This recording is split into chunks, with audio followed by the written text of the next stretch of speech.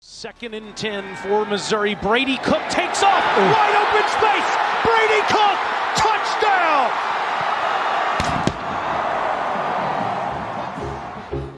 Gonna throw it. Slant. This bug's for you, Mizzou. They are carving up this LSU defense. They don't get no better than that, man. Now Cook's gonna throw the deep ball. And Burton's past the defense. Touchdown, Luther Burton. 47 yards.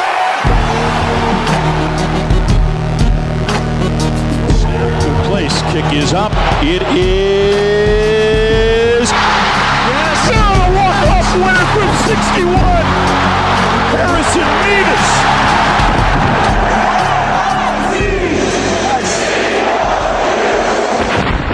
This is the Mazodcast. Howdy, Tiger fans, and welcome to the Mazodcast. It's not just the Mazodcast. It's a Super Duper Mega Double podcast. Super Duper Mega Double podcast.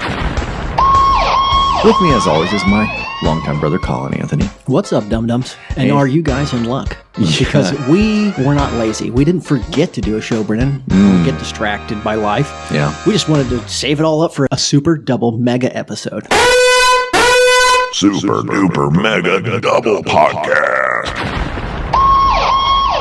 That's right. A lot of people have You come lucky to us. bastards. People are saying, hey, Mazodcast, what gives middle of the season? You guys don't do a show last week? We played Mississippi State, won big. Not going to have a show. But what people aren't saying, what I don't understand is, hey, Mazodcast, thank you. Thank you for giving us a super mega duper double episode. Super Duper Mega Double podcast. Yep. Because Well, that's what they're what- going to be saying after this episode, Brennan, because we've never done a super mega double episode before, and I think people are going to be pretty impressed. That's right, because it is a super duper mega double episode of the Mazodcast following Missouri's win over Arkansas 28-21. And I guess also following Missouri's big win 38-20 over Mississippi State. I think that's the score. It was a week ago. I don't remember exactly. Sure. So 2 more wins in the books. The regular season is over for the Tigers. Yeah, Colin, it's crazy. The week. Well, let's just start with a quick little wrap-up of Mississippi State. Let's do. Okay, so Luther Burton had an incredible catch. We let him hang around a little longer than I would have liked. Yeah, in the third quarter, got a little lull. Sputtered a bit in game. the beginning with the offense. The South Carolina game, I mentioned that Deloche was a terrible liability on offense or defense at cornerback, and he was also a terrible liability at Mississippi State, which is overlooked because we won handily.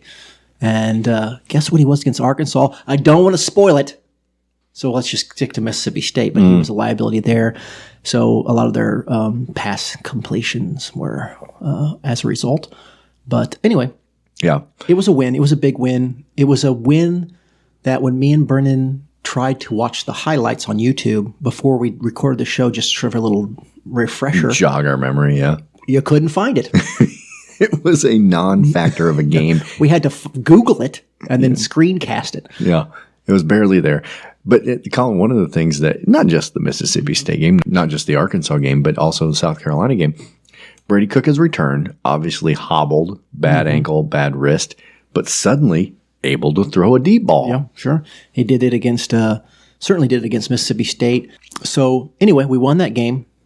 Cook looked pretty good in that game. Burton looked good in that game. Theoise. It was, what you want to see. So let's move on to the game, the entree, as it were. Yeah, the big one. The annual win against Arkansas. That's right. That's right. It's the annual win against Arkansas. It is the borderline Incorrect. rivalry. No, it is not. It is the battle line rivalry. Okay, Yeah. sure. It's obviously important to me. Huge rivalry. Yeah, but not a huge rivalry. As the Arkansas fans love to remind us, this is not a huge rivalry. It's a borderline rivalry, as I called it. Yeah. But nobody else does. It's a battle line rivalry. Yeah, so, well, if there for any reason this isn't a rivalry, it's simply because we always win. Yeah, that's right. It's rivalries should be competitive. Yeah. We don't tell Mizzou fans that in regards to Oklahoma, but exactly. That's right. So Missouri gets their 12th win in this rivalry. 12-4, we are now all-time against Arkansas. After the 28-21 win, it was a frustrating game. I would say certainly the first half. I think, Colin, I told you after the first half, I was like, this game is kind of boring and frustrating and hard to watch. Something our fans aren't privy to is that we have a little text chain with several people that we know that we're talking about the game with as the game goes on. And so you can always tell in this text chain how the game is going, because here is one of Brennan's tweets. This is not enjoyable at all. Drink at his core is a bad, stupid coach. Did you want me to say that? Yeah, I guess I did say that. Yeah. So this is... we get deep in our feels in the text group because I don't think it's going to be on the air. Because you don't take that straight to Twitter. Right. Which is good. But I will say this, Colin. You were the one rage tweeting in this game, not me. That's true. I wasn't rage tweeting as so much as... Deloche makes me want to murder him. And he should, because he... on that last series where Arkansas's driving down the field, they completed 2 large passes. I'm going to give you one guess as to who those passes were completed against. One guess, Brennan. Well, is it Deloche? You hit the nail on the head. Yeah.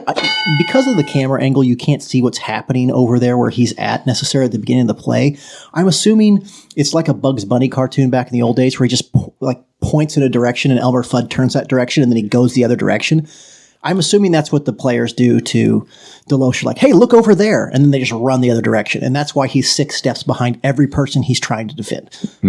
It seems that way every time. But the reality was that it didn't hurt us in this game because, Arkansas, I for a lot of this season, I was watching Arkansas play, and they didn't have a good year. But I was like, oh, Arkansas is playing better football than us. I think a lot of it had to do with the fact that they beat Tennessee, who's going to be in the college football playoff. And I'm like, I don't know if we could beat Tennessee, but Arkansas did. But in this game, the reason I think we won as much as anything was not necessarily that we had such a great performance. It's that Arkansas stubbed their own toe so often. They had terrible penalties. Turn the ball over. They turned the ball over. That was a major part of this thing. They couldn't stop turning the ball over, thank God. And you have to give our defense some credit for that because they created those turnovers. The same way I felt about the Mississippi. Carnell picked up that scoop and score in the Mississippi State game. The same thing in this Arkansas game. These turnovers were huge for us. They killed Arkansas drives, obviously, and they kept us in this game and allowed Brady Cook to make the plays that we needed in the end to pull off the win. Yeah, I think the fun thing, we have lamented on this show on numerous occasions that we're ready for the Brady Cook era to be over. And I'm always a little bit hesitant to have that because Brady Cook's been a pretty good quarterback. Yeah. And we have won a lot of football games these last 2 seasons with him at quarterback. Mm-hmm. And the ginger god from Chaminade. We have lived in a world with some bad quarterback play. Yep. And if the guy that comes next, this Zoller kid or whomever it is that ends up being our quarterback, if he's not as good as Brady Cook, we may learn to appreciate Brady Cook in a way that we haven't on this show that maybe we should have. But this game is sort of indicative of that. The early on we're sputtering. Our first drive was going along good, and then he fucking basically grounds 2 passes, and you're just like, oh my God. Yeah. But it was Colin when he grounded those 2 passes, and it's like, I worried early on. I'm like, look, Brady Cook has a sore, bad wrist, and we're playing in the ice and snow. Sure. That's not good for anybody's joints, right? And then he threw some terrible passes that got nowhere. I'm like, if nothing else, this is going to force Drinkwitz and Cook to run the ball, which is really our bread and butter and where we should be anyway. These last 2 games, Mississippi State and Arkansas, illustrated to me more than anything that this team should have been running the ball first and playing pressure defense from the very fucking beginning, and that the reason Brady Cook looked so good last year was because Schrader was running it all over the field. And then take, for instance, Norfleet's game. He had 2 great receptions on bootlegs that were created by a play action pass because they were so transfixed on Noel. Because they knew that Mizzou's going to run the ball. They ran it down the throat of Mississippi State. We obviously had the intention of running it down Arkansas's throat, and they knew it was coming, and it sets up those play action passes. It brings those safeties up, and it makes Brady Cook's job so much easier when he decides to throw the ball. And I think at the beginning of the season, it was too much about, hey, let Brady Cook sling it around the field, find Bird. And it's like, no. You got to set that up. That's not Brady Cook. He's not going to he's not Jackson Dart. You know what I mean? Like, you're going to have to set up the run. You're going to have to get those safeties creeping up. You're going to have to look for those one-on-ones on the outside. And that's where Brady Cook's going to excel. But when you put too much on his shoulders, as I believe that we did earlier on in the season, he's not going to look great. These last 2 games, I'm just like, man, we should have been doing this the whole time, just running. We took the lead late in this game, and I tweeted it out that, like, now just run it down their throats so they fucking choke on it. Because that's what I wanted them to do. Like, okay, we got a lead, now just bury them with it. And they did to an extent. And to Brady Cook's credit, he completed some very timely passes late in that game that were necessary. But this team, at the end of the day, if I have any complaint about Drinkwitz and the coaching staff, and I have more than one of them is just not understanding what this team was from the beginning, not understanding what Brady Cook was. Because I feel like as a rum-dum podcaster, at the end of last season, I knew what Brady Cook was. And you put him in the right situation, he's going to be a pretty good college quarterback. But if you try to turn him into Quentin Ewers, you're going to suffer. And that's kind of what we did early on. And it didn't seem to matter much early on because we were playing bad competition. But as the season went on, you just started to feel like it really brought unnecessary criticism to Brady Cook. You know, I don't think Brady Cook was as bad as some of his bad performances. I think his coaching staff put him in a position to fail a little bit. I'd say some of that is also on Luther Burden, too, because, like, I think a lot of people would say, oh, we don't get the ball to Luther Burden enough. Here's our best player on the team, the most athletic player, and he's not getting any touches in this big game against Arkansas. But there's a couple things. One is that Arkansas knows Luther Burden is the guy, and they were doubling him up. And so he wasn't open. But what that did is it opened up opportunities for other guys. And then the thing that Luther Burden does that's so spectacular in my mind is that when we need him the most, when we need to play the most, Luther Burden is the guy who got open on 3rd and long and kept the drive alive, right? He always is that guy. He's the guy that catches the 4th and 17 against Florida last year. Like he finds a way to be there when we need him. Tough touchdown catch in Mississippi State when the game was sort of still in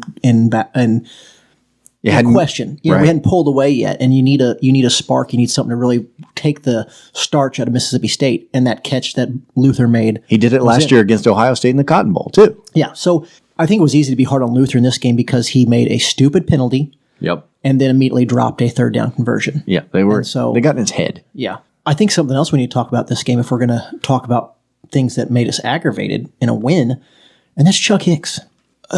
This guy is not very good, and he's certainly not good enough to be an asshole. And he's an asshole. And he's hurting us more than he's helping us. And I think seniority, and I don't know what kind of locker room guy he is, but this guy, you know, I hate to say this about any Tiger, but I'm just like, tell you a guy I'm not going to miss. Chuck Hicks. Unsportsmanlike. An unsportsmanlike penalty at a bad time. And he just, like I said, he's not making enough plays. I know I've referenced on the show before, but like when you have these prima donna wide receivers in the NFL, like the minute they don't run away from people and catch touchdowns, teams jettison them because they're not good locker room guys. They don't block. They're assholes, but they're amazingly talented assholes. And so you put up with their horse shit. Chuck Hicks is not that. No. He's not good enough to be an asshole. And like I said, Luther Burden gets a bad penalty against him, immediately drops a pass following that. And a lot of guys, you'd be like, well, I'm writing him off. But Luther Burden will make up for it because he does have the kind of talent that you deal with it, right? And Luther Burden has the tendency occasionally to just like kind of let you down a little bit. But he is also the guy that's going to pick this team up and keep them in games and also just keep every single opponent we play on their toes. Yeah, if there's any part of the next season, and I don't know what it looks like, that worries me, it's that you got Luther Burden and Theo Weiss are both going to be gone, and I just don't know how you replace that. I'm hoping Manning gets more catches or more looks. I hope he doesn't transfer. I think he is a very talented player who could have a really big impact on this football team and can replace at least one of those guys. But yeah, that's scary. I mean, you're losing Cook, you're losing Burden, you're losing Theo Weiss. Yep. That's a lot to lose. And I think Noel and Carroll are gone. Right, that's right. They were on borrowed time anyway. Though Lacey looks good. Yep, as does Jamal Roberts. So I think, though, the power of this win over Arkansas, one, I just relish beating Arkansas every year because the Arkansas fans are so terrible and they're so dismissive and they're so delusional about what they are. The fact that we just beat them year after year after year, it warms my heart. But I think another thing that is important about this game is that it takes us to 9 wins. We're 9-3. We're a team, we're a program that, yeah, we wanted to make the college football playoff, and that's not going to happen. But how many years in your life has Missouri gone 9-3 and you've been bummed about it? Like, that's a good year. We're staring down the barrel of a 10-win season. And so what that does is it gives us momentum going into next year where we are losing a lot of players. This team is going to have to be reinvented next year. And yet I feel like with the momentum that's created from this win, maybe we can do that. Maybe we can reinvent ourselves. Drinkwitz hopefully will fill these holes with recruits, with transfers. Somehow or another, we'll have another competitive team. And, there's a part of me that wants to be bummed, being like, we were so good last year in the last year of the 4-team playoff when we would have been in the 12. If there had been a 12-team playoff, we'd have been in. And of course, the next year we fall off. Damn it. But I don't feel that way. The way I look at this team is like, you know what? We didn't make it this year, but we're a program. We'll be back. We will be good enough looking down the barrel next year or the year after that. At some point, we, as the program at Mizzou, are going to be in this 12-team playoff. And if it gets expanded, even better shot. I don't think there's going to be a dramatic fall off, regardless of who is at these skill positions going into next year. And I think a big part of that is that we pulled off this win. We ended on a high note.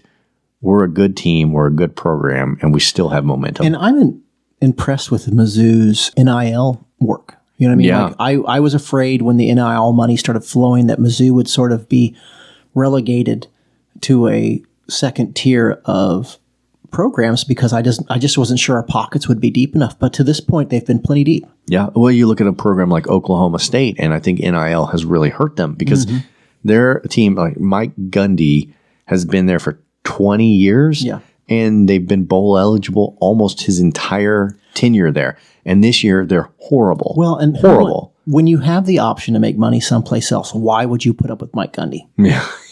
Sounds like a tremendous prick. His selling point is you're going to play competitive football at Oklahoma State. You know what I mean? Like he typically fields a competitive football team. But that's not enough to sell you on going there if there's no money behind it. And they got T. Boone Pickens, where the fuck that guy's name is. Yosemite Sam, I can't remember. But the point is that they've got a booster with the deepest of pockets. He's dead. Well, I know, but I'm assuming he has some trust or some family or whatever. Maybe that's all dried up. Maybe that's why Oklahoma State is where they're at. But Mizzou has thrived. And They haven't been Oklahoma State. Listen, I think a lot of credit goes to Drinkwitz and the curators in that they picked Drinkwitz, and so they're in on Drinkwitz. He's their baby. Drinkwitz obviously knows how to recruit. He's doing the NIL thing. Like Drinkwitz, for all of his flaws, sometimes in the game day stuff, like it's pretty obvious at this point. He knows how to recruit. He knows how to market. He knows how to get money into the program. That's what it takes. I mean, we're becoming professional football. I just saw that Stanford hired Andrew Luck as their GM. Like GMs are a thing now because now you have money and now you have to have somebody who's managing a budget.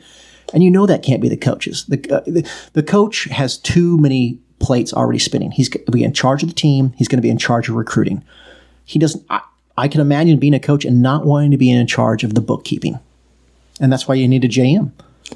Yeah, and like we see it at the end of the half in the Arkansas game where Drinkwitz doesn't seem to really know what he's doing with his final possession and calling a weird timeout with 3 seconds left and with no plan to what to do afterwards. That's the kind of thing that always is going to drive us nuts with Drinkwitz. But he has also navigated the new era of college football in a way that Missouri certainly couldn't have with Odom. And Odom having success, now people are like, they're putting a shine on Odom that he frankly doesn't deserve. Like the Odom years were bad years. And he didn't recruit well, and we constantly underperformed. And listen, he's a true son, and we're always going to have a soft spot for Barry Odom. But Barry Odom's success now, I mean, he's in a dog shit conference, playing dog shit opponents, and he's going to back into a playoff spot probably. But is UNLV what if they're in the SEC? Are they the 5th best team? No. The 9th best team? You know what I mean? Like, yeah, that's what I'm saying. Like, so again, we're talking about like SMU's up there. I'm so sick of fucking Boise State, I could puke. You know what I mean? Like, we've got this Heisman level running back and blah, blah. You're fucking dog water, man. Like, you're the biggest fly on a pile of shit, but you're still a fly on a pile of shit. And I do think that Barry Odom is probably a better coach now, right? Like, I think it was without question disadvantage to Barry Odom that his first head coaching job was here in the SEC without having ever done it before. And he just, frankly, at that point, I just don't think he knew how to delegate and how to deal with assistant coaches and stuff. And he does now. And he's figured it out. And he'll do fine somewhere. But he also may very well be the kind of guy who does great in dog shit land. But when he comes back to the shiny new Power 5 land, it's different.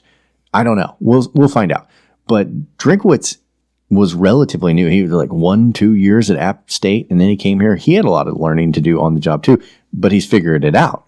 And we've had success 2 years in a row. Look, if we get 10 wins, as much as we've said we're eager for the the Brady Cook era to be over, if we have back-to-back 10-plus win seasons. Yeah, I feel like we're going to rue the day we've made this statement. Right. Yeah, we're like, oh, I wish we had Brady Cook back. For sure. But anyway, it's all weird, but ultimately I'm not that bummed about missing the playoffs. You know, like you think, well, we missed the playoffs. I think 9-3 was always well within the cards. I think 9.5 wins was the over-under in Vegas, how much Missouri would win. If Toriano Pride is in coverage in South Carolina instead of Deloche, we win that game. And we are firmly bubbling on the bubble for the playoffs. And obviously that didn't happen. But goddamn, Deloche needs to be a fucking stud. He better be a stud. Because if that is like, you referenced an article earlier in the season where like these two, Pride and Deloche, were like fighting for that spot. Yeah. And I was like, I can't, after watching Pride play yesterday where he had a pretty good game, and then watching Deloche do what Deloche does, which is give up wide open passes. Like, how was this ever a competition? No, I think it has to do more with injury than ability. Yeah, I hope. Well, Colin, we've got a lot of It's a double mega show, Brendan. It's a super duper double mega show. Super Duper Mega Double Podcast. So I think we need to get into, we got voicemails from 2 weeks worth of things. We'll have to curate that down, obviously. It's going to be a long night. But before we go to break, I do have, Colin, can you humor me? I have a joke for you. It's an SEC joke. Sure. And based on everything we've seen and what we know about these programs after 12 plus years, and I heard this the other day, and I think it's worth sharing. There was a Tennessee fan who was stranded on a desert island, shipwrecked. And it was him and an Arkansas Razorback hog and a Georgia Bulldog shipwrecked on this island. Good. A month goes by, and look, the hog starts looking pretty good, right? Mm-hmm. And so the Tennessee fan sort of cuddles up to the hog and starts rubbing its little snout and petting its back and wants to maybe get something done there. And before he can get behind this hog and get to business, the Georgia Bulldog kind of gets a little jealous and growls and attacks and bites the Tennessee fan. And you know, it's all off at this point. He's like, shit. So a month goes by again, and the Tennessee fan is really getting the itch. Mm-hmm. And that hog's looking pretty good. And so this time he's like, I'm going to wait till the dog's asleep. And he goes and he sneaks up behind that hog and he grabs it behind the... Gets it by the haunches? Gets it by the haunches, behind the tail, and by God, that dog eyes open up and he growls again and lunges at the Tennessee fan, bites him, and he just called, you know, it's not going to happen. And the Tennessee fan is just despondent, and it's just not going to happen. So another month goes by, and lo and behold, wreckage of another ship comes into the island, and on this raft of lumber, a beautiful blonde comes washing ashore. Mm-hmm. And the Tennessee fan sees it. It's just like, my prayers have been answered. Thank God. This is my time. And so the Tennessee fan goes up to the blonde and says, I can't tell you how much I need you. I can't tell you how important you are. I have a huge favor to ask of you. Will you hold down this dog? Sure. Okay. On that note. A long road to get there, but worth it. This is the Mazodcast.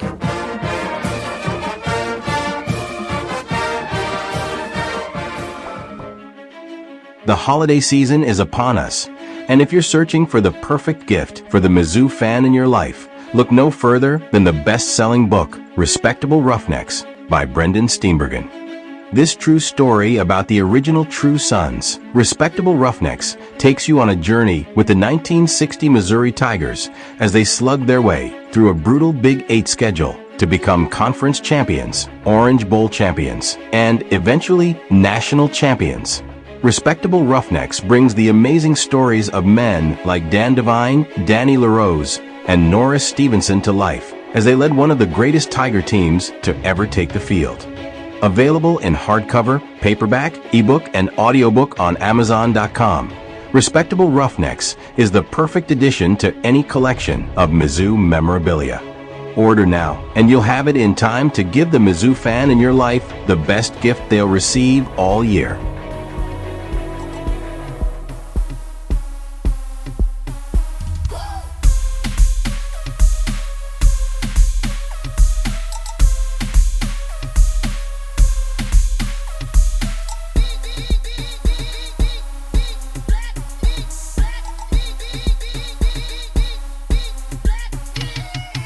And we are back. As promised, we've got a lot of voicemails, weeks worth of voicemails to catch up with, so let's get into it now. This is the Mazodcast mailbag. Here's the mail, it never fails. It makes me want to wag my tail. When it comes, I want to wail.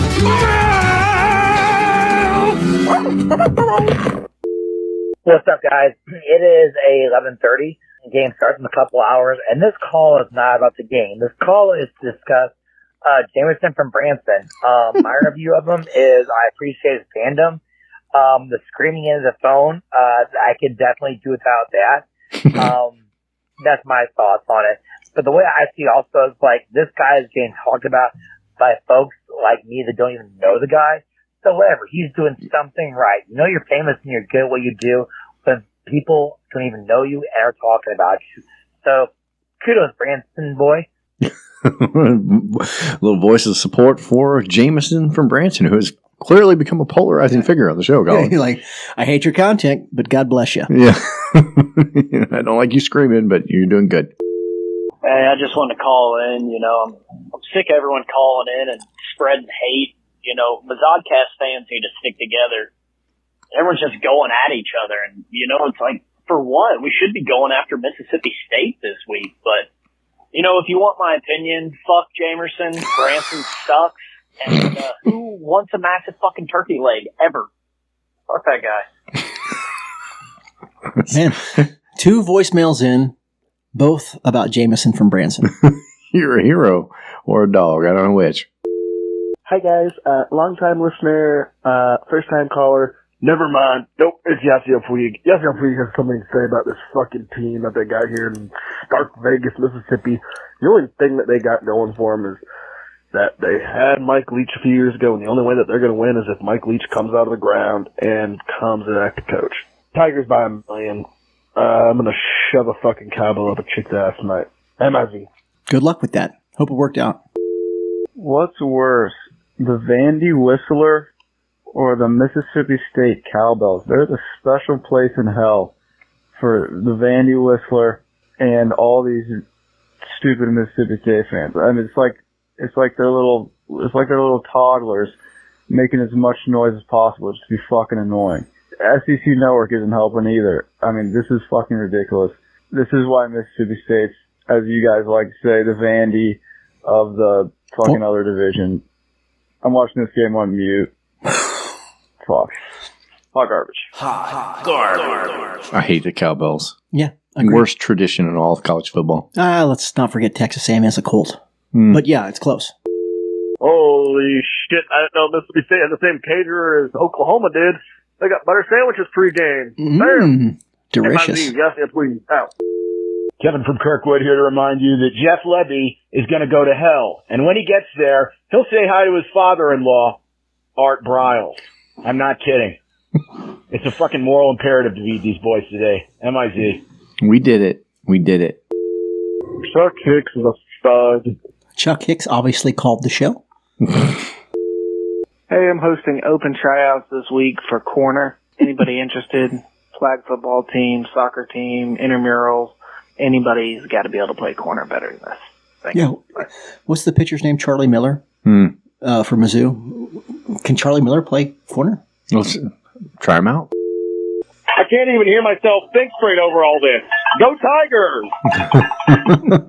Fuck those cowbells. Yeah, 31-13 in the third quarter, though. And I should have doubled down on taking Mizzou to cover the damn spread in this game. I knew you were going to come out there and blow them out. The better team, better coach, better players, just more talented across the board. There's just not enough goddamn cowbell today, y'all. M-I-Z-Z-O, me and you. Jackpot Y'all is later. Jackpot. He's in as good a mood as he's ever been in the last few weeks. Every time this motherfucker Toriano Pride gets thrown at, I think I get a little bit of happiness inside me because I think it's rape straw, and then I realize no, it's this fucking hot dog water. Hot dog water. Fucking dog shit player. Dog shit! From Clemson who can't fucking guard a goddamn disabled 12-year-old. Hot garbage. Hot garbage. Well, I've got bad news for you because the guy behind him's even worse. We saw a lot of him. Who let Shane Beamer coach Mississippi State? 4th and 3, you're down 11, and you refuse to kick it from a chip shot field goal? Jeff Levy, hot garbage coaching. Hot garbage. Hot garbage. Yeah. Did you see Shane Beamer went for it? He tried with an onside kick, and it didn't end up hurting him in this last game. But it's like, why? It was just a terrible, terrible decision. I saw people defending it fiercely online. I'm just like, this. No, South Carolina is winning in spite of this moron. Now, obviously, there are parts of his coaching that are working. He's getting them prepared during the week.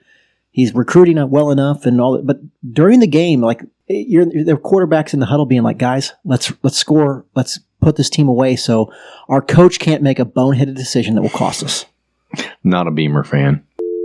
Holy shit, Mizzou fucking won. Let's fucking go. M-I-Z. I'm so fucking drunk. My buddy's so fucking drunk. And those guys are going to kiss. Fortnite. What y'all know about Fortnite? Probably gonna go to Club B and get a fucking hooker to lick my bunghole. That guy's got a great night. That's better than Fortnite. Yes, please. Yo. But you're going to have to play Call of Duty if you're going on a game with us. I love whiskey. Fuck you, Carolina Jackpot. You fucking suck.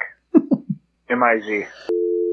Hey, this is Tim. Just getting back. What a terrible fucking experience. Those goddamn cowbells. They're still ringing in my head.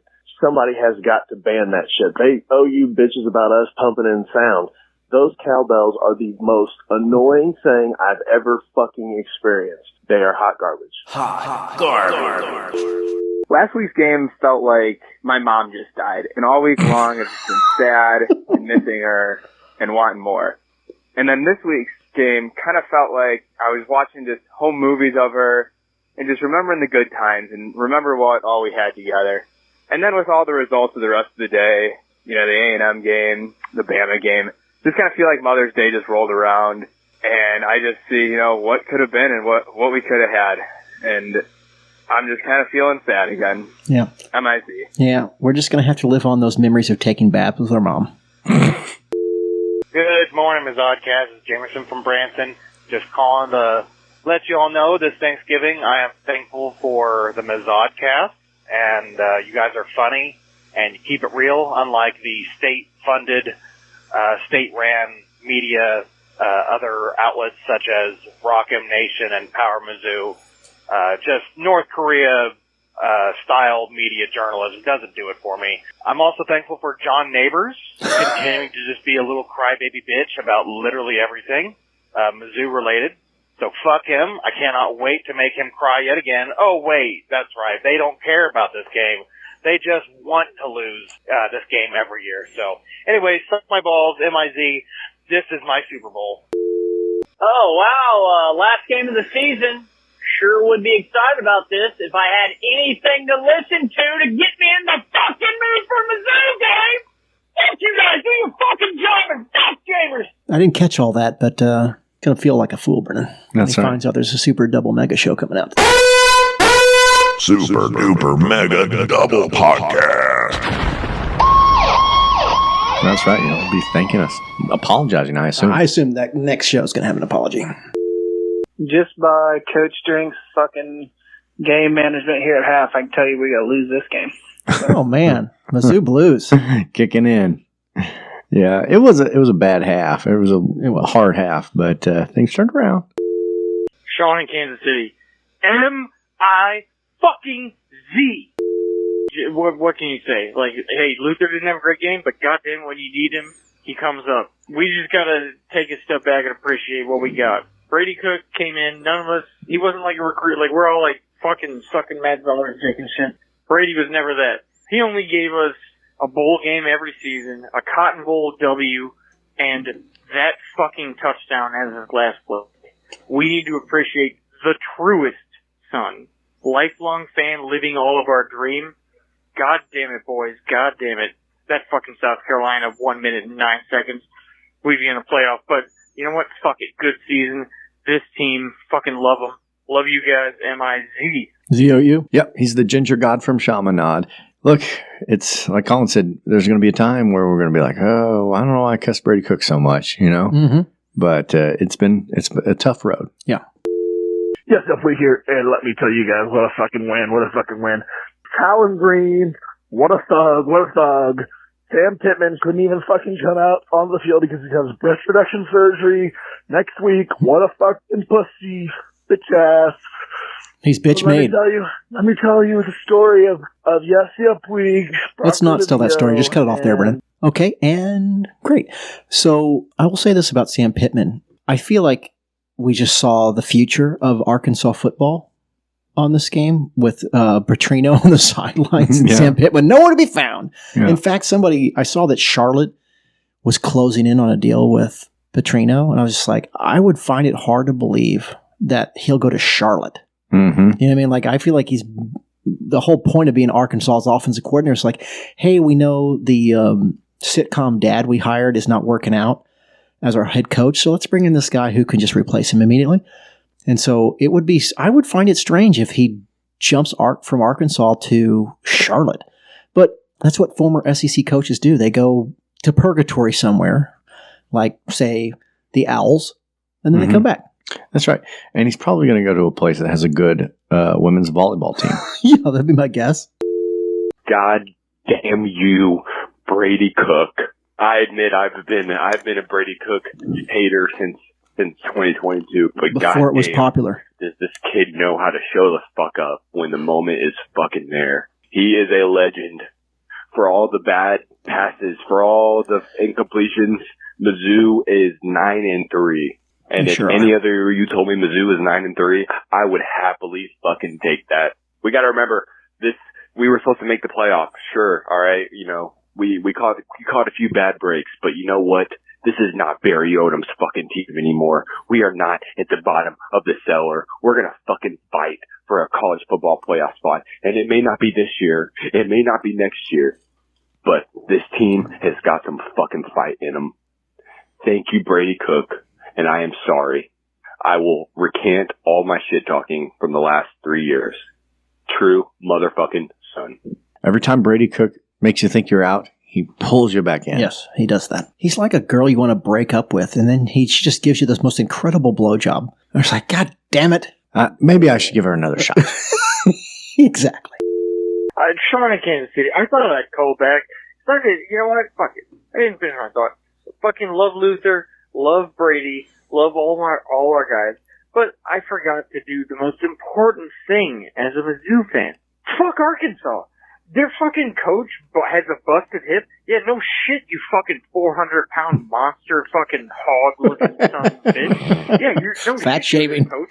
Like, people should hunt you for sports when you get to that size. Would be very sporting. Anyway, also on Arkansas, unless you get him a handy wheels. Fuck all of you. All of you, except for the guy who got hurt. All right, I'm like, thank God you had a Missouri hospital available, not an Arkansas hospital, because you probably would have just been fucking. They would have shot you on sight. They would have put you down like Old Yeller if it was an Arkansas hospital. But, thankfully you'll be able to walk because you were thankful enough to play in the great state of Missouri, and we could fix you. Who else in August that really fucking pissed me off? Alright, yeah, Armstrong's our good receiver. Yeah, no, you played great. All that, fuck you, you still lost. MIZ. Hey, funny story. During the game today, in the bathrooms on the west side of the stadium, dude in front of me puked in the trough. Nice. Yeah, he felt bad about it. I'm sure it's one of your listeners. I'm sure it is. I just, hey, buddy, don't feel bad, man. Have the best of us. Hot garbage. Hot garbage. Speaking of listeners, Colin, I just have a quick little story. I did a book talk for my book at Lenore Woods Retirement Center last week. And this sweet little old woman, probably 85 years old, she walks up to me like with a book in hand for me to sign. And she goes, I need to tell you something. Hot dog water. And I'm like, wow, our listener base is wider than I thought. Yeah. Good honor. Beautiful. They get to call in during the game because I was at a holiday party, but holiday season. But I'm glad we pulled it out. Brady did this thing. Yo, offered me some money because I thought he was going to go under because of the weather, but we still won, so it's all good. But I won't be able to call in as much because basketball season, so many games and all that. But I'm glad. The podcast is great. Y'all gonna grow in 2025. I think it's only up from here.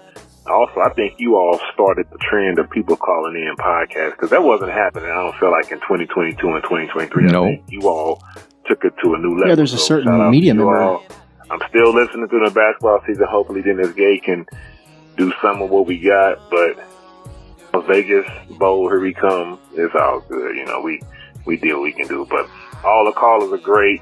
That one dude to talk about the Kurt Former hair. He had I guess he a doctor or somebody, a professor at the school. He got some good stories. But yeah, see y'all next year.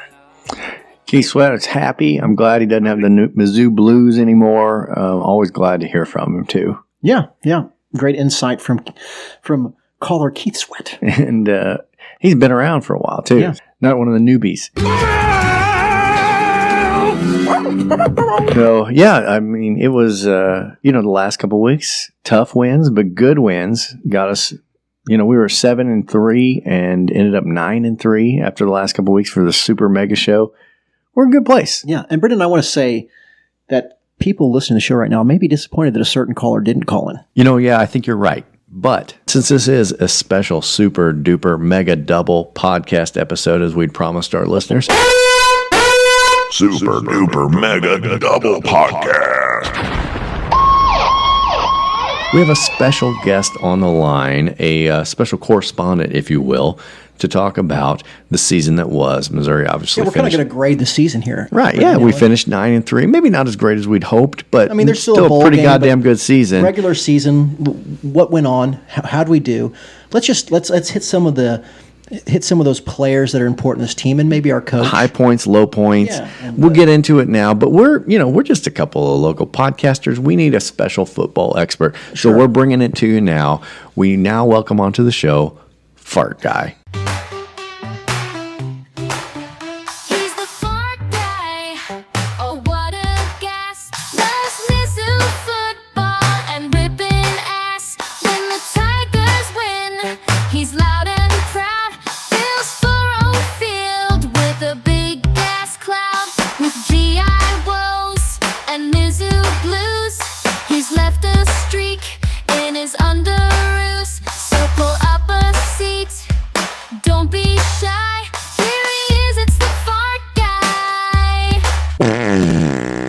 Fart Guy, thanks for joining us.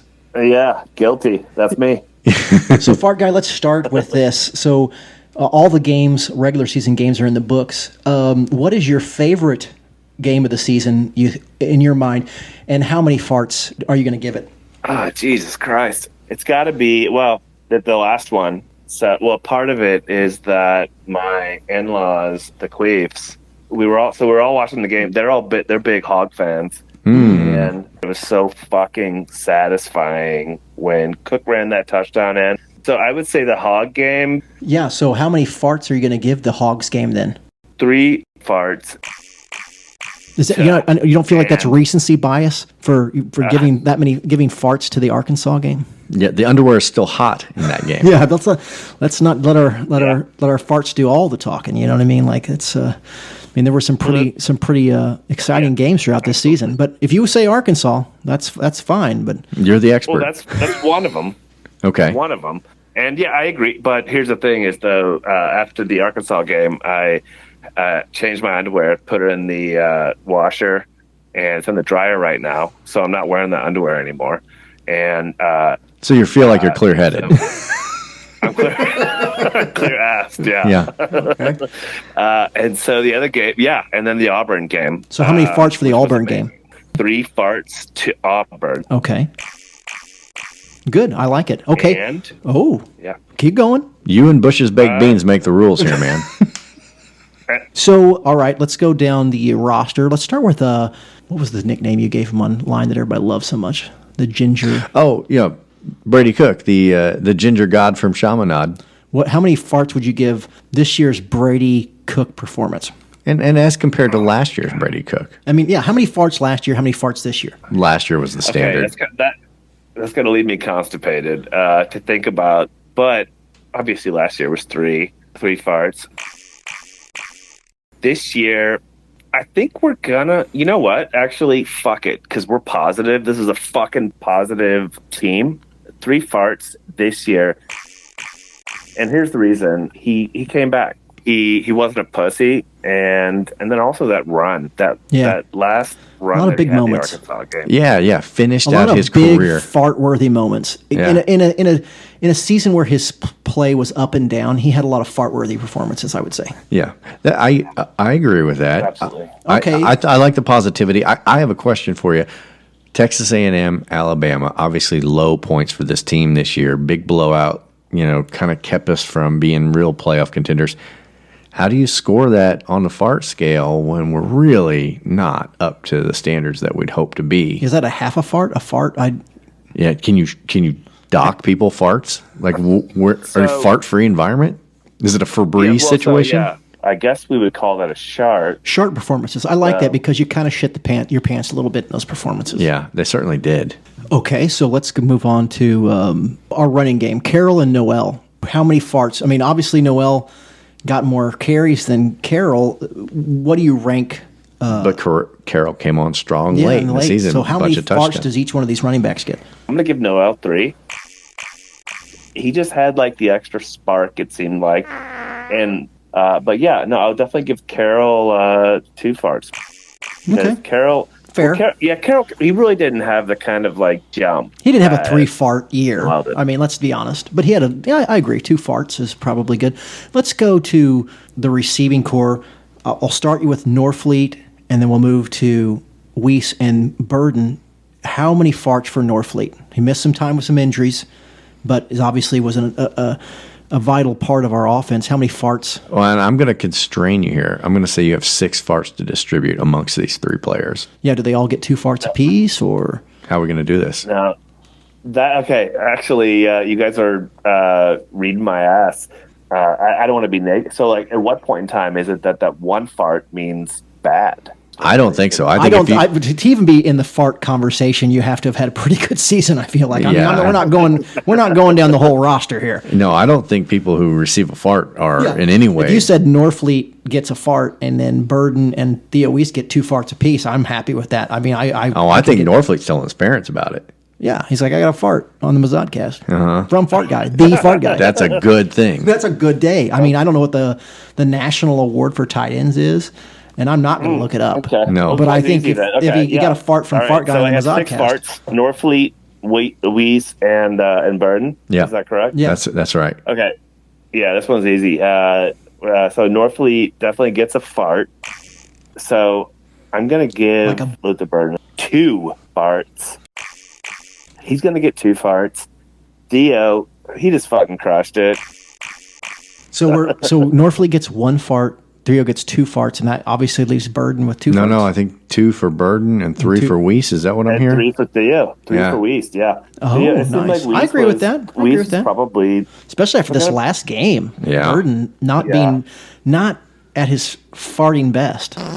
That's right. No, it was he's really been a two-fart guy this year, and I think that's been some of the controversy. And so let's jump over the defense. We're all over the place with the defense. Why don't you pick your fart guy defensive player of the year for a 3-fart performance? Because there's too many players. Who is your 3-fart player on our defense this year? Okay, this is going to sound extremely stupid, or maybe it won't, but no, I'm thinking it will. Yeah, this conversation has. If anybody's going to subscribe this conversation about our football team and our grading scale, stupid's not going to be a word they use. So I think I'm gonna actually hand this one to Norwood as a result of recency bias, because I don't mind that. Like he had a good season. Yeah, I think Carnell gets a mention here. Mm-hmm. I think Johnny Walker Jr. came on late. McKellen was, listen, all these guys probably deserve farts, but we got a big mega double show to do, so we'll just say Norwood gets a 3-fart performance. Let's do at least one special teams player. New kicker this year. Blake Craig. Controversial. How many farts does our new kicker get? Well, actually, could I introduce what I like to do to people is all you do is you say a person's name or a concept. Here's a concept. How many farts does Craig get? Sorry. Okay. All right. But all right. 2 farts. 2 farts. I feel like that's generous. I would have given him a fart and a half, but hey, Brendan, I'm not the expert. You're not the expert, Colin. All right, and so finally, let's wrap this up with a final review I think everybody's been waiting for, and that is our head coach, Eli Drinkwitz. How many farts does our man Eli get? And keep it in mind, like we said, 1 fart is good, but 3 farts is great. 0 farts is, Sam Pittman territory. I'm going to go the 2 fart wrap with that. I can get down with that. I think that we win this bowl game for sure. That's 2 farts. Yeah, you got a 2 fart coach. You got a 2 fart kicker. You got a 3 fart quarterback. I'm looking forward to bring on bowl season. We're going to win this son of a bitch. Yeah, we're going to just go straight diarrhea on everybody. Yeah. Well, fart guy, I just don't know any person we could have called that would have given us better and more accurate analysis of how to grade this season. I mean, I see those deeper insight. I see like Rock M Nation with their grading system and their stupid metrics. The Hibbity Dibbity Index. None of them is scientific. Yeah, none of them is scientific as the fart scale. Let's be honest. So I appreciate you coming on the show and giving us your knowledge and your analysis. Thank you, gentlemen. Fart guy out. All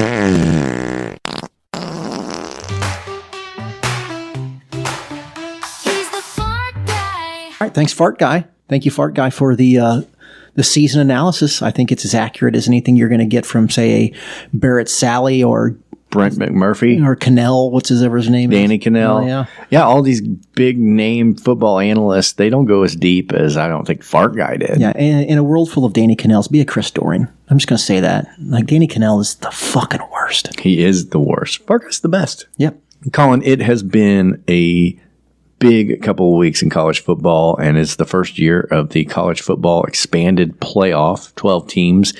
So why don't we look back at the rest of the SEC this week and see how things shaped up, and kind of maybe take a broader look at where the college football playoff standings sit. Let's go around the horn with the SEC. We break our bread at Waffle House, our teams are pretty good. We even play some basketball when Jesus says we should. So pour a little bourbon and repeat right after me. We built a church for Saturdays and called it SEC. Jesus loves football. And Colin, would you boot up the Paul Feinbot for us? Will do.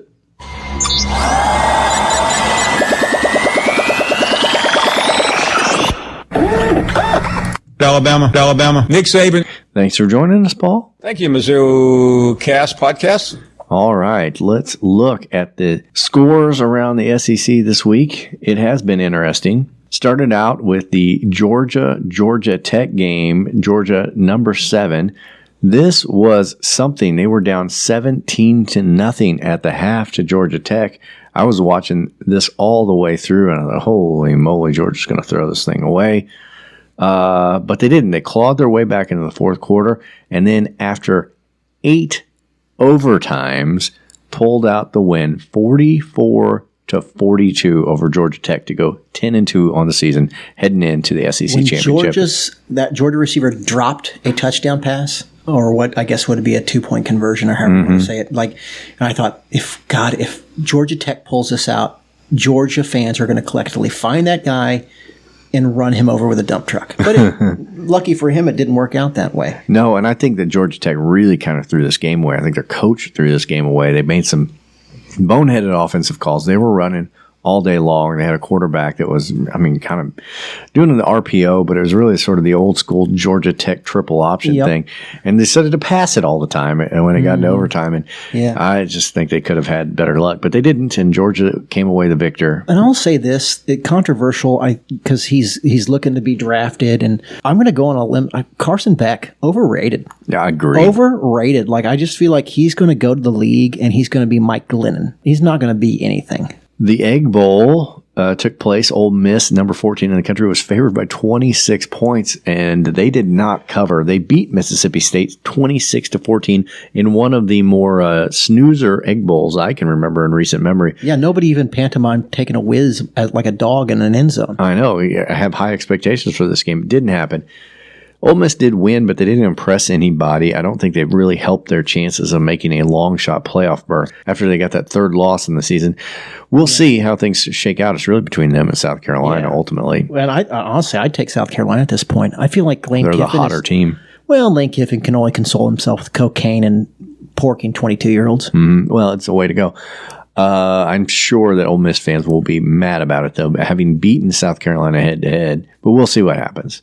Those were the Friday games. Saturday came along. Texas and Texas A&M resumed their long-standing rivalry. This was a big one. Texas, number 3 in the country. Texas A&M, number 20.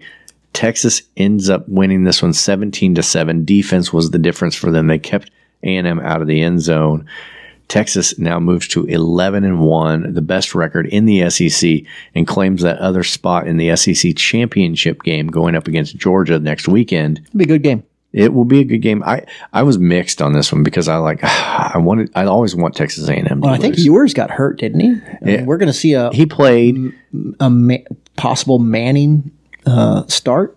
I don't know if he'll start or not. I mean, Ewers is playing hurt. He comes in and out. But Texas doesn't seem to be missing a beat, whoever's behind center. I wanted Texas to lose, but I also wanted Texas A&M to lose. It's one of those situations where only I lose. Yeah. Tennessee took on Vanderbilt. I had these dreams that maybe Vanderbilt would pull off another great win like they did against Alabama and crush the hopes of Tennessee. Vanderbilt kind of came down to earth. They did, but they started out hot. They, I think they had 14-0 lead to start this thing off. It couldn't have started better for Vanderbilt, but ultimately Tennessee pulled away and won 36-23, securing basically their spot, Tennessee's spot, in the 12-team playoff. Yeah, 10-2. It's hard to argue with it. Yep. South Carolina snuck out the win over Clemson in their big rivalry. And Clemson was 9-3, or was 9-2. Mm-hmm. It's not like it was a dog shit Clemson team either. No, they're number 12 in the country. This is, I think, the 4th win over a ranked opponent for South Carolina, playing some of the hottest football. It's got to be worth something. Yeah. It's got to be worth more than what Ole Miss has done in the last fucking 4 weeks. I think I saw that South Carolina has more wins over ranked opponents than any of the other teams in the running for the 12-team playoff, including the Texases, including the Oregons, including the Ohio States, the Notre Dames. So, I mean, I think that South Carolina, they're hot right now. If I'm choosing, they're in. They're hot right now, and I think that the wind is at their back. So we'll see what happens. But it was a big win for them. How many wins against ranked opponents can you reel off and it not move you into this 12-team playoff? At 9, I mean, granted, they're 9-3, so they haven't hit that 10-win threshold. But if you're going to start arguing resumes for 9-win teams, it's hard to ignore what South Carolina has done the last month. That's right. And there are a lot of 9-win teams in the conference now, including Alabama, who pulled off the win against Auburn in the Iron Bowl, 28-14. Alabama, like I said, is 9-3. They're probably one of the first teams out of the playoff is my guess. I know the playoff committee wants Alabama to be there, but their resume, frankly, is not as good as South Carolina's. So if you're taking a 3-loss SEC team, I don't know if Alabama's at the top of your list. Yeah, honestly, I would be disappointed if South Carolina doesn't make it, and Alabama does. Kentucky hosted Louisville. Louisville's okay. They are 8-4 on the season, but they absolutely clobbered Mark Stoops' Kentucky team 41-14. This is as bad a Kentucky team as Mark Stoops has had in some time. It really is. I mean, it was an ugly way to finish the season, and they are reeling going into the off season. Florida beat Florida State, but then again, who doesn't beat Florida State these days? 31-11. Florida moves to 7-5, which is, I guess, a somewhat respectable If they win record. their bowl game, 8 wins, I mean, it's not what Florida fans want, but I mean, they're keeping Billy Napier, and at 8 wins, saying they win a bowl game, I guess it's reasonable. I think, I don't know. I don't watch enough Florida football to have huge, strong opinions one way or another about Napier. I'll say this. You cannot just keep firing coaches over and over again. At some point, you got to give Guy a little time to figure it out. And Florida has been a little trigger happy. Now, granted, they've hired Will Muschamp, and they've hired, what was the coach fucker, or the shark fucker? Michael Wayne. I mean, they have made some dog water hires, but I don't know. I'm kind of glad they kept Napier. Like, listen, one thing Florida has done since Napier's been here, in my opinion, is they've played hard. So give him one more season to maybe plug some players in and see where it goes. And if it doesn't, then you shit can him. It's interesting because I feel like the SEC loves firing coaches, but I don't know if there's anybody, maybe Mississippi State's coach, but it's only his second year. I don't know if anybody's going to get fired this year. It sounds like Sam Pittman, despite the loss to Missouri, is sticking around for another year. I think that's a mistake. Yeah, I think a lot of Hogs fans would agree with that. My prediction as far as coaching carousel stuff is concerned, Colin, I can see in a year's time Mike Gundy being like the coach at Mississippi State. Like, yeah, I mean, maybe. Like if Oklahoma State gets rid of him, I think that's a good landing spot for him. He's kind of like a poor man's Mike Leach anyway, where he's got a lot of like personality quirks, that people kind of sometimes like. But and has a good track record, not a great track record, but a good track record, enough to lure in a Mississippi State program. I don't know. That's my long-term That prediction. haircut says I'm SEC. Yeah, it certainly says I'm Starkville, Mississippi. And then the final game this week was Oklahoma playing in Death Valley against LSU. LSU wins 37-17. Oklahoma finishes their first season in the SEC 6-6. LSU is 8-4. Two disappointing endings for two programs that have a big history. I love it. I love seeing Oklahoma lose time and time again. Yeah. And I know it doesn't mean much to LSU, but it means a lot to me. I've said it once. I say it again. I want Oklahoma to become Nebraska. Yeah. And I hope this is the beginning of that process. They're well on their way. Looking ahead, the regular season is over. There's only one game to talk about. It's number 7 Georgia facing number 3 Texas. Georgia at 10-2, Texas at 10-1. Texas is the 2.5-point favorite early in this one in Atlanta. I don't really have a reason to have a rooting interest in this game other than this. I like Texas to lose. I don't want them to come into the SEC their first year and win it all. Agreed. I'd like Kirby Smart to spank their little bottoms and maybe even make it a paddle fest. Paddle fest. Oh, from your lips to God's ears. Yeah, I don't want Texas. I would rather see Georgia do well. And I don't want to see Georgia do well, but I would rather see Georgia do well. Both teams are in the playoff, right? So it's somewhat meaningless from that standpoint, but it matters to me in that I want Texas to go down to an old school SEC opponent like Georgia. I think that's what I'd like to see. So, Brennan, you mentioned before we did the segment that we, as part of our mega super double show, that's we're what this going to is. expand this footprint a little bit. I'm going to take you through the top 12 teams here and get your take, and maybe add my own at times. Let's start right at the top. Oregon. Is Oregon the number 1 team in the nation? Well, certainly by record they are. They're the only undefeated team in the country. They've got a win over Ohio State, which I think, frankly, looks less impressive after last week's loss to Michigan. Yeah. But let's be honest. Does anybody think that Oregon is going to win the national championship this year? Nope. Because I don't. Nope. I think that these West Coast teams like Oregon, which is, I don't know, is Oregon in the Big Ten now? Or are they, like, I don't even know where anybody is. But they just don't have a competitive schedule. And people are like, oh, the SEC thinks their shit doesn't stink. But no, the SEC is here's the thing I think about the SEC that gives them this sort of reason to be arrogant is two things. One, they believe that the top tier teams in their conference are better than everybody else. And two, the depth of the SEC is far, far stronger than any of the other conferences. And I do think what we've seen with losses from Alabama and losses from Georgia is that maybe the SEC strength at the top is not what it once was, but I still think the thing that makes the SEC different is that the depth of the conference is there. And it's, I mean, look at a team like Missouri, 9-3, you know, South Carolina, Ole Miss. So many schools are have really good records on the cusp of being in this playoff. And I think so many of these schools, you know, the top half of the SEC could beat almost anybody in this, whoever is in the playoff picture. And that depth, I don't think that Oregon would go through an SEC schedule and look like they do now. They wouldn't be 12-0. Let's be honest. No, I think Oregon's Tennessee. Yeah. I mean, that's an insult. Well, but you know what I'm saying? Like, Tennessee's a good football team, and I think Oregon's a good football team. But I think at the end of the day, if you're looking for comps in the SEC, I don't think Oregon is Texas or Georgia. I think they're Tennessee. How about number 2, Ohio State? How are they number 2? Well, they're no longer going to be number 2. We're going to be basing this, Colin, off of the AP poll because we're recording this before the college football playoff updated rankings come out. But Ohio State certainly dropped after their loss to Michigan. Texas has moved up to the number 2 spot. Like I said, they're 11-1. Hard to argue with that. They finished off with a win over Texas A&M.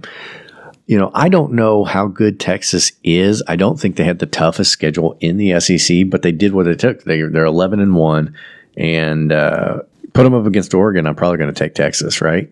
Yeah, and I think we'll find a lot more about Texas because I mean Georgia hasn't had the year that maybe they'd hoped because they've gotten their eye blackened a couple times. But what Texas does against Georgia will kind of tell me more about what Texas actually is.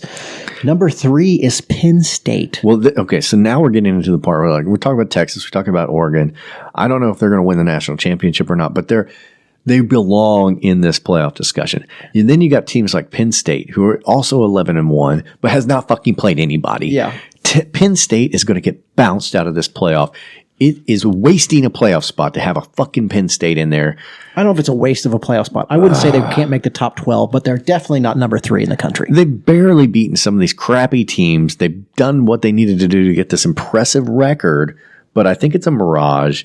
Get the fuck out of here with the Penn State. Well, I think you might as well leave that same description for Notre Dame. I mean, they got all they wanted from USC, and this ain't your daddy's USC. They obviously lost their first game of the season to the Bearcats. Yeah, of Northern Illinois. But it's Notre Dame, so we got to, it's Notre Dame. They're going to they get like 4 rankings just because they're Notre Dame. They're like consistently 4 spots higher than they should be. But here's the difference between Notre Dame and Penn State to me.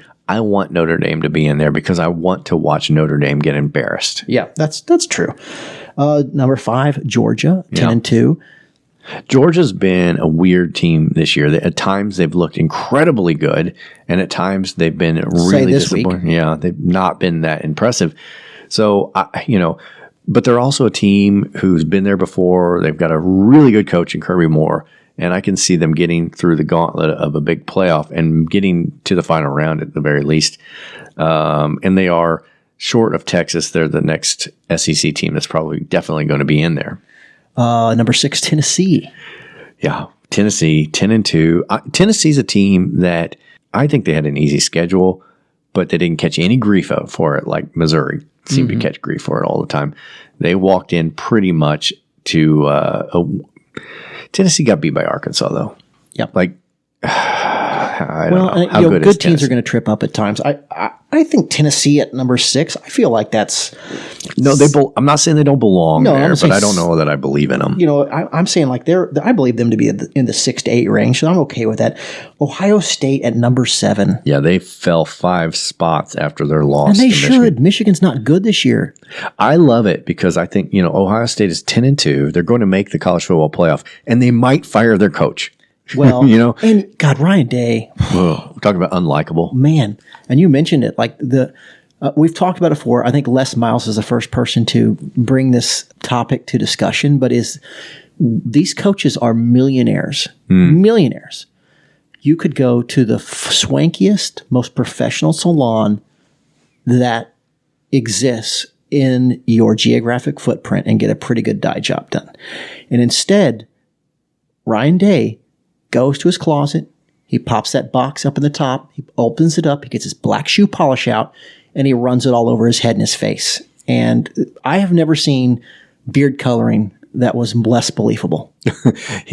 Like a grocery store box of Just for Men would be a step up for Ryan Day. Yeah. He's a weird looking guy. Yeah, who are you fooling? He's, I think, 1-4 against Michigan now, and I think that might be all that matters to Ohio State fans. Like I said, it's Ohio State's a place where he's going to go 10-2 and make the playoffs and probably lose his job. And no one's going to cry about that. Part of it is they had a $20 million roster. That's true. That's true. And he got not much for it. Number 8, SMU. I'm going to say that again. Number 8, SMU. This is the thing we're going to always have when we have this expanded playoff. There's going to be teams like SMU who have really good records, and they're going to be in because they have the playoff spots available. But And the resume just doesn't add up. A resume full of Bearcats. So what are you going to do? But I mean, I think it's good because of the expanded playoff that they make room for some teams like SMU's because in the past they just didn't get in. The Boise States, the SMU's, they couldn't have a good season and get in. Yeah, they would complain that they got left out and they didn't get their shot. Now they're going to get their shot, and prove us wrong. I'm going to root for them to get fucking clobbered. You know what I mean? Because look, we're in a power fight. We're in the best conference, and so you don't want another UCF situation where we're just going to claim national championships without having to actually fucking prove it on the field. Hey, Boise State, here's your chance. You guys are all world in your own minds. You've got a running back you want to give a Heisman to. Okay, well then you better fucking rock people's world in the playoff, or you're just what everybody says you are, which is a team propped up by a weak schedule. Well, and that takes us to what? Indiana? I mean, Indiana had one real game on their schedule. It was Ohio State, and they got boat raced. Yeah, and they're a good team. Way to go, Indiana. You're a program that has never had this kind of success. You had it at the exact right time in an expanded playoff where you're actually going to get a shot at the title because of it. But I think we all know what's going to happen. They're going to be 2-score underdogs, so whoever they play in the playoffs. Indiana's a good team. But if you're comping them, they're South Carolina. Yeah. Oh, if Indiana takes on South Carolina, I don't know what the spread's going to be, but I think South Carolina wins that game, and I feel pretty confident about it.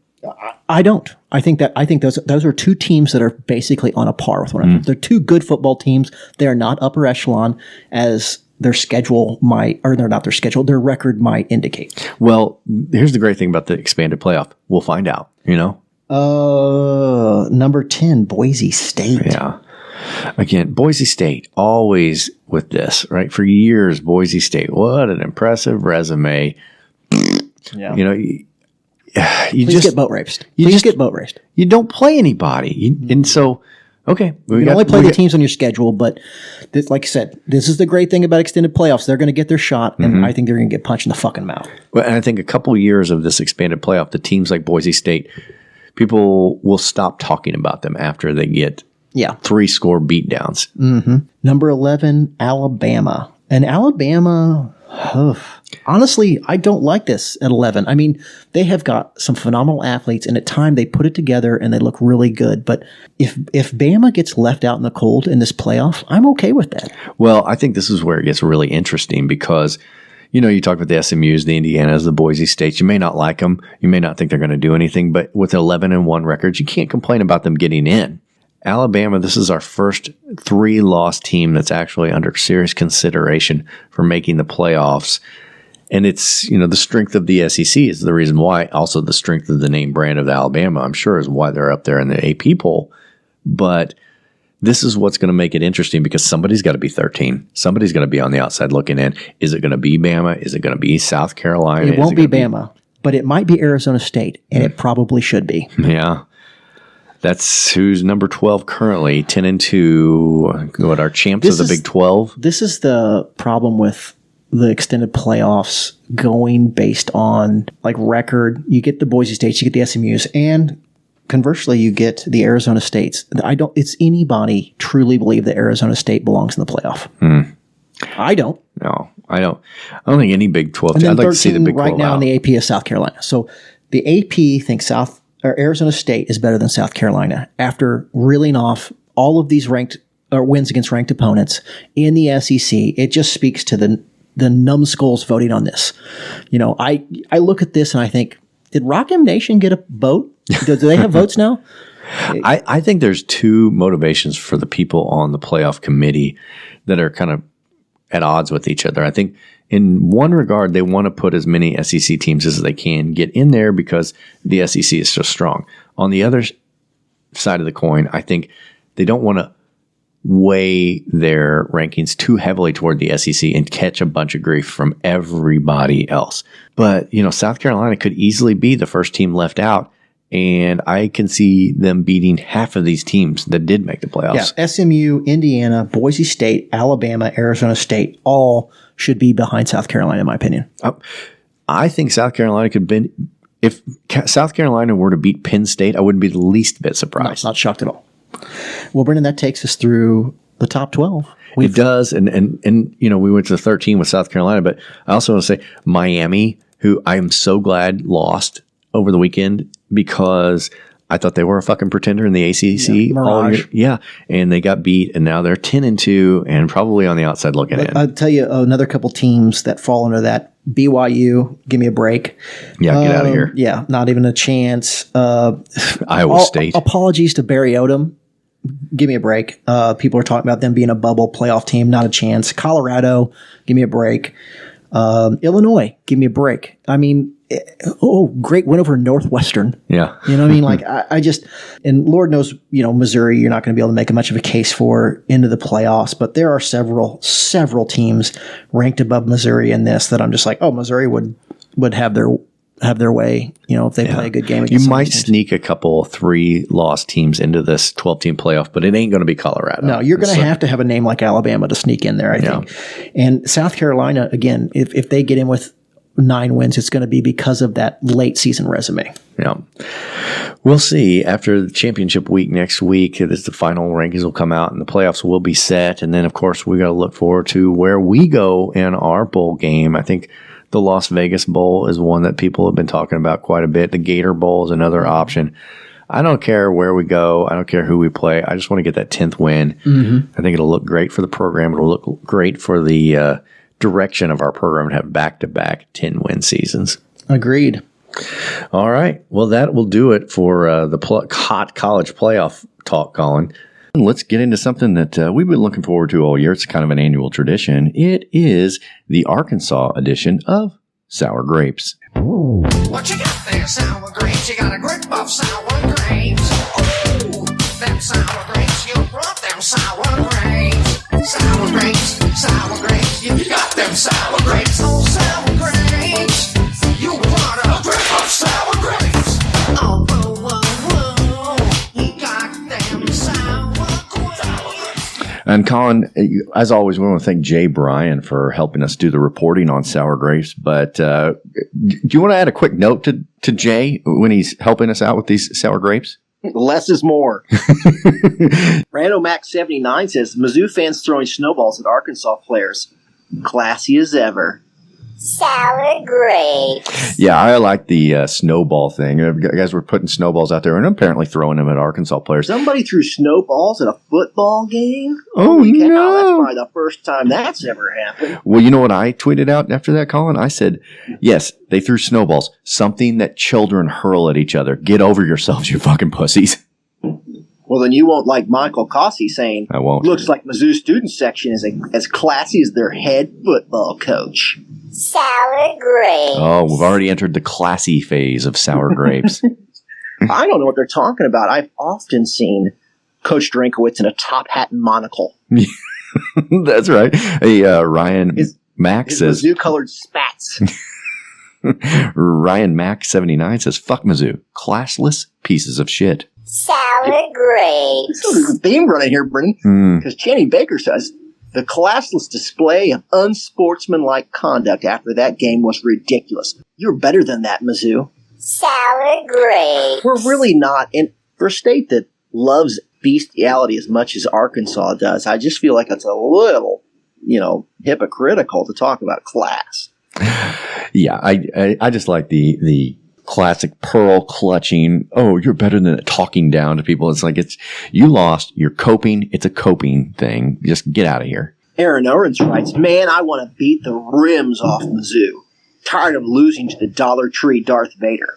Sour grapes. I don't even necessarily understand that reference. I mean, not I know unless who Darth it's Vader is. I know who the Dollar Tree is, but are they claiming that we're like some big bad villain? I don't know if it's in reference to like the whole Dan Mullen Florida spat where they put the. Maybe that's it. But it was Dan Mullen, I don't know. Whatever it is, it's from an Arkansas fan, and they fucking suck, and they're full of sour fucking grapes. Sour grapes. Connor Shackelford says, "I'm so sick of being the guaranteed win on Mizzou's schedule." Sour grapes. Yeah, well, yeah, you are. Yeah, I don't see it changing in the foreseeable future. We enjoy it. Thank you for the guaranteed win. It is a guaranteed win also. Char as Nabel says, "Nah, Mizzou's just trash." Sour grapes. I don't think so. I think it's Arkansas who's shown themselves over and over again to be, trash. Tucker at Jay says, he says, "I'm out canceling my NIL donation. This guy looks like he's donating about $7.99. He's donating a Peacock subscription." So I hope Arkansas survives. Can survive. Ugly Uncle's posts, "Mizzou is just classless. It's not a rivalry. They just start crap." Yeah, don't start nothing, won't be nothing, right? That's right. Yeah, we start it, but we also end it. You're done, Arkansas. You lost again. 12-4, I think, is our all-time record. God, Arkansas, you suck. Oh, here's a good one, Colin. Arkansas players should be going after the refs instead of the Mizzou players. SEC officiating, you guys are a disgrace. Sour grapes. We all know that the officiating's bad, but it's also the mating call of the loser when you start blaming the officials, and here they are blaming the officials. Logan Ray 23 writes, "Fuck Mizzou. Fuck the coach. Fuck the entire team. Everything about them. I'm so tired of this bullshit." Mad face emoji. Sour grapes. I don't know if you knew this. Situation with the mad face emoji really drove it home. Yeah, that's right. That was the chef's kiss. I don't know if you knew this or not, Colin, but LSU is Arkansas's real rival, not Mizzou. Oh, that's right. Even though I think they lost like. Does LSU know? No one's told LSU. There are 43 wins for LSU and like 22 for Arkansas. So I guess they don't like losing to us. They prefer losing to LSU. Either way, either of their rivals, depending on who you ask, pretty much owns them. Well, I don't know if you knew this or not, but I was looking into this a little bit. Part of the reason that Arkansas doesn't play LSU anymore is LSU asked for a new rival when when Mizzou and Texas A&M left the conference and there was all this realignment going on. LSU was not interested in playing Arkansas. Oh, that's a shame. Oh, here's a good one, Colin. Hacker in Harrison says, "Going to be hard as hell to beat Mizzou at their place when they have the refs in their back pocket throwing a flag on all Arkansas chunk plays." The SEC always rooting for the Tigers. Tilting the scales for Mizzou. Sour grapes. Well, when you're a blue blood classic SEC program like the Missouri Tigers, you can expect little favors from the referees. Guaranteed. Brennan, Mo at Mo Vern writes, "Fuck Mizzou." Sour grapes. Those are always my favorite. A soft spot for those. Brennan, I've got one last one for you from BV Hawkeye. He says, "SEC game, Missouri is home team and ranked. No way refs are calling that. League office wants Mizzou to win and get a better bowl game for the money." Sour grapes. So we're getting into the conspiracy portion of the sour grapes. Brennan, there's so many grammatical errors in this. It was hard to decipher and read correctly. I hope it read right. But eventually, the tenor of this tweet is their SEC office is in the bag for Mizzou. Sure. I think we all know that. Yeah, sure. Blue blood, Mizzou Tigers, always getting the benefit of the doubt. We're basically the New England Patriots of the 2000s and maybe the Kansas City Chiefs of now, depending on what conspiracy theory you subscribe to. Sure. And before we wrap up, Colin, I will say that Jay Bryan sent us a bunch of old tweets that came about whenever people were in Arkansas were very high on Sam Pittman and telling us how things were going to change once Sam Pittman came around. I just want to read. Change, Brennan. I can't remember. Well, I just want to read one of these for you. Michael Hoover in 2022, January of 2022, wrote, "As a person who lives in Arkansas, I don't know a single person who would trade Sam Pittman for anyone short of Nick Saban. Drinkowitz? Come on." Oh. I wonder if his opinion has changed. I do too, because I don't know if I've read very similar tweets to that in the last couple of weeks from Arkansas fans. Colin, let's just wrap this up here. From what I've seen, Arkansas fans have never been as despondent as they are now. Not just from this loss, but just the season and the last, 4 or 5 years of Sam Pittman. Not gone exactly as they predicted. Brennan, I just suggest that they should all hang themselves. That's right. Yeah. End it all. End the pain and the suffering. And not in the fun way where you've got a Bangkok ladyboy hanging off of you while you do it. Just leave the planet kind of way. That's the best thing. Enjoy the relaxing, soft nothingness of perpetual darkness. That's right. It just fades slowly, gets a little gray, get a little foggy, and then the pain's gone forever. That's right. Just think about it. Something to think about, Arkansas fans. Food for thought. And we've got, I guess, awards to give out. It's a big mega super double show.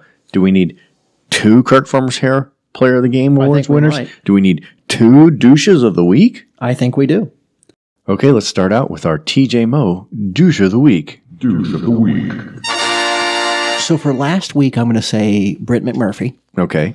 Because I can't remember that far back, but I do know this about McMurphy, and that he is consistently leaving Missouri out of his top 25, which I can only count to 2 things. One, he's just a complete fucking asshat who has it out for Mizzou, which I think he has proven at this point. Over and over. And then 2, if he doesn't have an axe to grind, he's just not watching the football games, which is very, very likely. I want to also include Barrett Sally in this because I saw he tweeted out, "Why is Missouri still ranked?" Yeah. I'm like, because we're 8-3, then 9-3, and we're in the top 25 conversation. Again, obviously, the only game that I feel like they have a leg to stand on is A&M, because again, without the turnovers against Alabama, I think that's a competitive game to the end if we're not injured. And like I said, ifs and buts, candy and nuts. But let's not pretend that wasn't a competitive game before the injury. And okay, Missouri doesn't belong in the playoff conversation, but it doesn't mean we're not in the top 25. No, and I didn't know this, but apparently Barrett Sally was fired from CBS Sports. What a shock. And so now he works, I think, for Clay Travis at Outkick or something now, which means you're falling down the ladder. Well, whether we give it to McMurphy or Barrett Sally, they're kind of the same guy. Yeah. And I'm eager to give it to Brett McMurphy because for the last 2 weeks now, even after the wins over Mississippi State, impressive win over Mississippi State, and then the win over Arkansas, he doesn't even think we belong in the top 25. So fuck you, Brett McMurphy. You are last week's douche of the week. And this week, I want to say Ryan Day. Obviously, there was some macing that happened at the Michigan-Ohio State. Somebody tried to plant a flag. A lot of fights this weekend. Yeah, the flag planting days, like, oh, well, nobody's going to do that to our field, blah, blah, blah, blah, blah, blah, blah. I'm just like, that is something that you guys would do. It reminded me, it smacked of the time when he got all butthurt because old mush-mouthed Lou Holtz deigned to question their toughness or whatever, and he got all butthurt about it. And now he's butthurt about the flag thing. And I will say this, I think they ought to outlaw the flag planting just in general in sports. I think it's stupid. It doesn't need to happen. It just creates these circumstances where people end up maced on a fucking football field. But hey, Ryan Day, win the fucking game. Yeah. You know? Win the game against a bad Michigan team that you've never been able to beat. And on top of all, I think both teams got like $100,000 fine for the big fight that ended up with guys getting maced. I don't know if you saw that. It was bad. I mean, Missouri and Arkansas, they had a little tiff at the end of it, but it was nothing compared to this. Ryan Day sucks. His team sucks. The Ohio State, Michigan whole situation sucked. Everybody involved in that sucked. Yeah. Ryan Day deserves to lose his job, and he deserves to be douche of the week, I'd say. So Mississippi State. Now it's time for Kirk Farmer's Hair, Player of the Game. I think you just go to the stats column and look at touchdowns here. And a young man by the last name of Carroll. Yeah, Marcus Carroll has come along in the last couple of weeks and has really plowed his way into the end zone over and over and over again. I mean, look, Luther Burden had a great catch in the end zone to help seal the deal over Mississippi State, but the 3 touchdowns for Marcus Carroll is really what made the difference in that one. I'm happy to give that young man the Kirk Farmer's Hair Player of the Game Golden Locks. And this week, yeah, I think there's only one choice. Yep.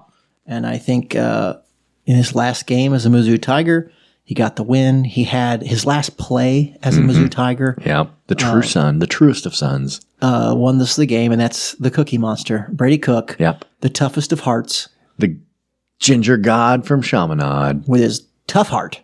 He's taken a lot of grief over the years on this show. He's also got a lot of praise, which people like to forget that we've also patted him on the back quite a bit as well. But we have been negative about Brady at times, but he won this game with his legs in the end. And made sure he got to take his rock home off of the Rock M. He has won us a lot of football games. He deserves this award for not just this game, but his career.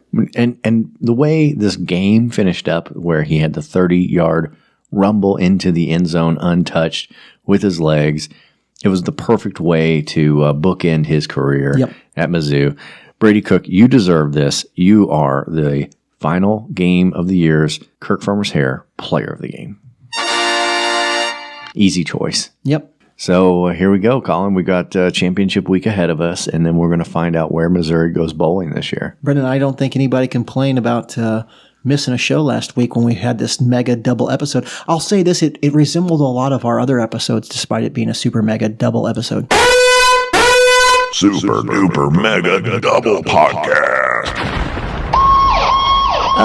People could make that argument, but I think it's, we missed last week's game. People may be complaining about that, but it's really short-sighted. What they really owe us is an apology for saying anything negative about not having a show. And I think a big thank you for this Super Duper Mega Double episode that they're getting today. Super Duper Mega Double Podcast. Regardless of what it may or may not resemble as a regular show. Yeah, sure. No one can question that it was a super mega double episode. I don't think anybody can question our tough hearts. No. So it was good for us, I'd say. Yeah, we're heroes. And so what do you say, Brendan? We're in the bowl season. It's going to be a hot minute before they hear from us, or we're going to have a game to talk about again, maybe a preview episode, and then obviously a final episode to review hopefully a win. Yeah, that's in our right. Bowl game, and go 10 wins again, like we said. It'll be a big deal. Yeah. And then when we win the Truvada for Prep Bowl, it's going to be a 10-win season, and everybody can be happy about that. Yep. And I'm looking forward to it. And there's going to be a lot of speculation about who's going to be our quarterback next year, who's going to be our number one receiver, what are we going to look like on defense? What is this? I don't know what our team's going to look like. It's going to be a reset. Yeah, it's going to be much more than this past offseason where we're like, hey, who's going to be the running back? We got this Noel, we got Carroll. Other than the running game, I feel like the offense was pretty much set and stone. And then, the defense, we had questions at corners. So we lost 2 great corners. Pride and Newsom especially had a good season. Pride, up and down, but he's gone. There's going to be a lot more moving parts in this offseason than there was in the previous. But I still have confidence. I know that it's never been easier to reset with the transfer portal, and we'll see what happens in the recruiting area. I have confidence in Drink when it comes to recruiting. Obviously, recruiting is fun, and it's kind of set at this point. I mean, things could change theoretically, but you pretty much know what you got recruited. The transfer portal is what's exciting. It's like free agency in the NFL. The offseason in the NFL, one of the biggest, times is that free agency period where your team may sign a free agent who can be game altering. And that's what the transfer portal has become. And I'm excited to see what Drink can bring into the portal. Yep, I am too. But we've got a lot of football left to go before we find out anything about that. So we'll be coming back to you time and time again as the college football season gets really hot and it's really new form of playoffs. And so I'm excited about it. And I think there's certainly probably some shows in this offseason where we get to finally talk about basketball. Mizzou's basketball team is into the season. Yeah. And they've got one loss against a good Memphis team. Yeah, that loss looks better and better as Memphis took down UConn a week or two ago and is obviously a very good basketball team. And we've looked good since then, I must say. We've been beating bad teams handily. Hopefully, this is a team that's a lot more competitive than the one we saw last year. Dennis Gates better hope it is anyway. Yeah. So we'll bring it all to you as it comes along. But until then, MIZ. ZOU.